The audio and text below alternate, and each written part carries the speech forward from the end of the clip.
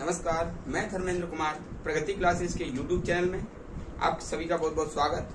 बात करेंगे वर्तमान में राष्ट्रीयकृत बैंक और उनकी संख्या तथा उनकी विशेषताएं।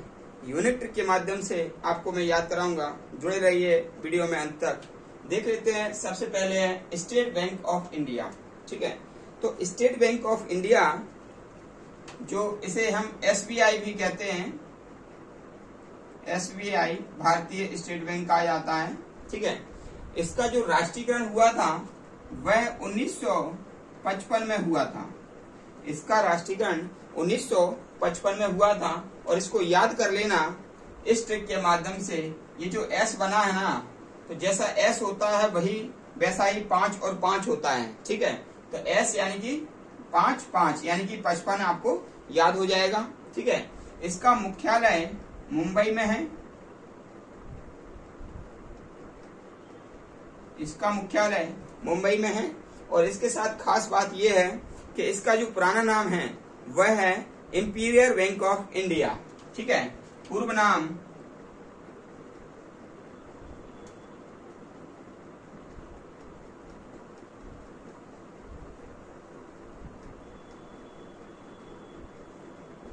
इसका पूर्व नाम इंपीरियल बैंक ऑफ इंडिया है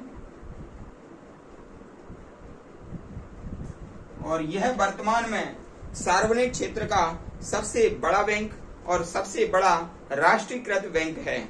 ठीक है, सबसे बड़ा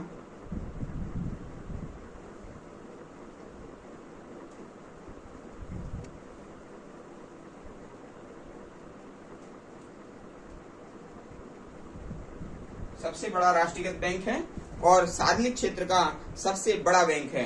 दूसरा देख लेते हैं, बैंक ऑफ इंडिया। इसका राष्ट्रीयकरण हुआ था 1969 में। इसका मुख्यालय भी मुंबई में है।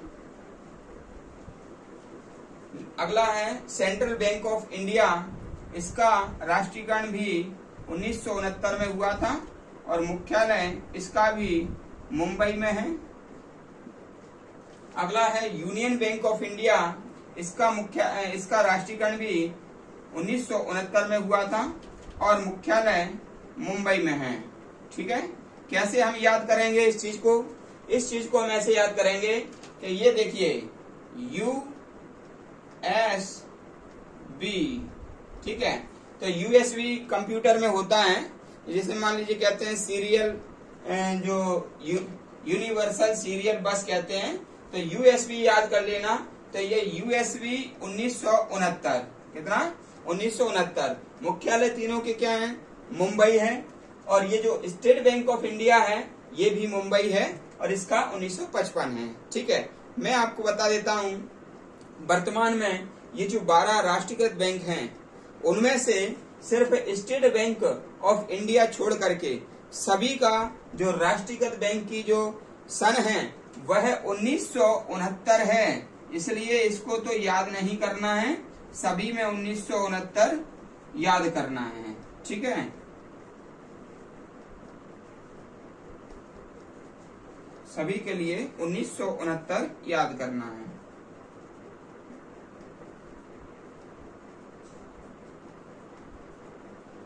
बस इसके क्या है, मुख्यालय हमको याद करना है, क्योंकि मुख्यालय थोड़ा अलग हो जाएंगे तो उनको भी याद करने का मैं यूनिट ट्रिक बता रहा हूं। ठीक है, जैसे कि ये है पंजाब एंड सिंध बैंक। ठीक है, तो पंजाब एंड सिंध बैंक हो और पंजाब नेशनल बैंक हो, इन दोनों का जो मुख्यालय है, इन दोनों का मुख्यालय वह है नई दिल्ली। नई दिल्ली। ठीक है,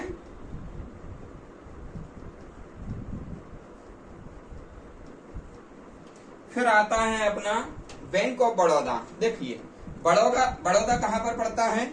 गुजरात में। तो इसका मुख्यालय कहाँ हो जाएगा? गुजरात में। इसका मुख्यालय गुजरात में हो जाएगा। फिर अगला है बैंक ऑफ महाराष्ट्र। तो बैंक ऑफ महाराष्ट्र महाराष्ट्र के अंतर्गत आता है पुणे, तो इसका मुख्यालय हो जाएगा पुणे। कुछ भी याद नहीं करना है, थोड़ा सा दिमाग लगाना है और यूनिट ट्रिक के माध्यम से ये पूरा चैप्टर आपका कंप्लीट हो जाएगा। अगला है इंडियन ओवरसीज बैंक।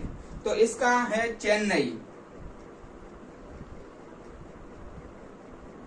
इसका चेन्नई है। और याद कैसे करेंगे, ओवर, कोई चीज ओवर हो जाए तो वही चैन नहीं मिल पाता है, कोई चीज ओवर हो जाए तो चैन नहीं मिलता है। जैसे कि मान लीजिए पढ़ाई ओवर हो गई तो बेचैन हो उठते हैं सोने के लिए, ठीक है ना।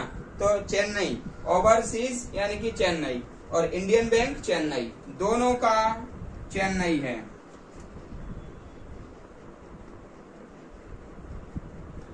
अगला है हमारा यूको बैंक, ठीक है। यूको में ये जो को आ रहा है ना, तो को से हो जाएगा कोलकाता, को से कोलकाता हो जाएगा, ठीक है। ये हमको बिल्कुल याद हो जाएगा, यूको यानी कि को से कोलकाता। फिर है आखिरी कैनरा बैंक, कैनरा बैंक का है बेंगलुरु,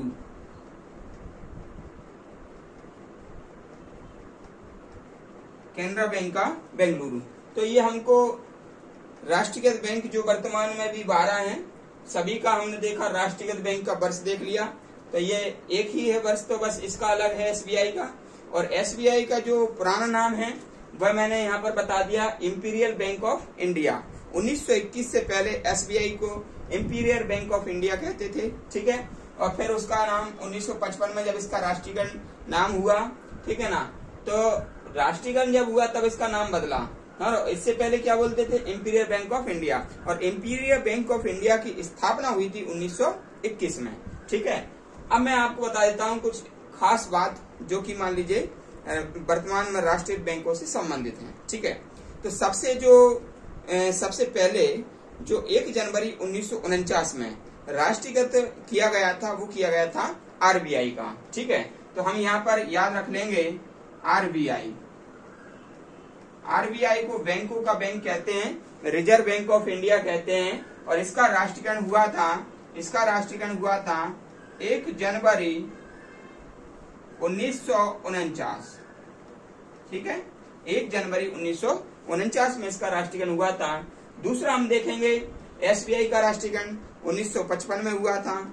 फिर हम थोड़ा आगे चलते हैं तो 14 बैंकों का राष्ट्रीयकरण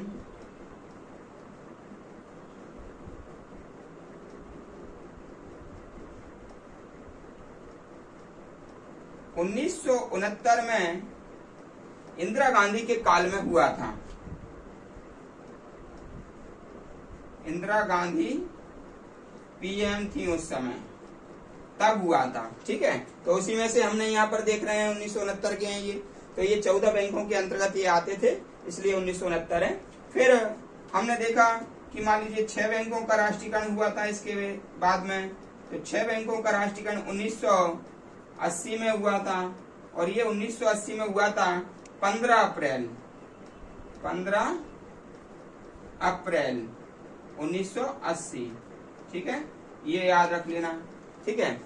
तो 6 बैंकों का राष्ट्रीयकरण 15 अप्रैल 1980 और 14 बैंकों का राष्ट्रीयकरण 1969, आरबीआई का राष्ट्रीयकरण 1949 और एसबीआई का राष्ट्रीयकरण 1955, ठीक है। और वर्तमान में राष्ट्रीयकृत बैंकों की संख्या 12 है, ठीक है। तो ये जो है ना पूरा जो मैंने वीडियो आपको बताया है, अच्छे से आप इसको याद करें वीडियो में, और रेगुलर रूप से वीडियो आप देखें, ठीक है। और वीडियो को सपोर्ट करें, जो व्यक्ति नए हैं वो चैनल को सब्सक्राइब करें। आपके लिए नए वीडियो यूनिक ट्रिक के माध्यम से लाते हैं और आपकी पढ़ाई में काफी इससे मदद मिलेगी और थोड़ा प्रोत्साहन मुझे मिलेगा बनाने के लिए, और आप लोगों के लिए काफी लाभदायक है। अपने दोस्तों को इस वीडियो को शेयर करें और सभी का बहुत बहुत धन्यवाद।